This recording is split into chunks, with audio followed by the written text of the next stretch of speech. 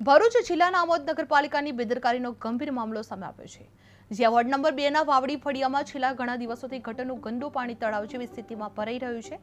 ગંદુ અને દુર્ગંધયુક્ત પાણી ઘર આંગણે ઘૂસી જતા રહીશો માટે જીવવું દુષ્કર બની રહ્યું છે અને બાળકો તેમજ વડીલો માટે આરોગ્યનો ખતરો ઊભો થયો છે। વારંવાર રજૂઆત કરવામાં આવ્યા છતાં તંત્ર દ્વારા કોઈ અસરકારક કાર્યવાહી કરવામાં આવી નથી।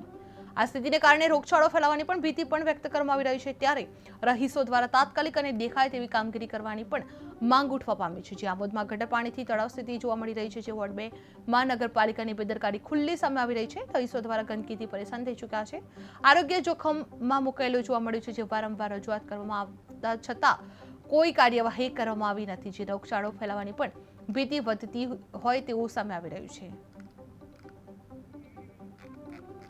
વોર્ડ 2 માં નગરપાલિકાની બેદરકારી સામે આવી રહી છે, જે આમોદમાં વોર્ડ 2 ની નગરપાલિકાની ખુલ્લેઆમ બેદરકારી સામે આવી રહેલી જોવા મળી રહી છે। બાળકો તેમજ વડીલો માટે પણ આરોગ્યનો ખતરો ઊભો થયેલો જોવા મળ્યો છે, જે વારંવાર રજૂઆત છતાં તંત્ર દ્વારા કોઈ અસરકારક કાર્યવાહી કરવામાં આવી નથી, જ્યાં સ્થિતિના કારણે રોગચાળો ફેલાવાની પણ ભીતિ પણ વ્યક્ત કરવામાં આવી રહી છે, ત્યારે રહીશો દ્વારા તાત્કાલિક અને દેખાય તેવી કામગીરી કરવાની પણ માંગ ઉઠવા પામી રહી છે।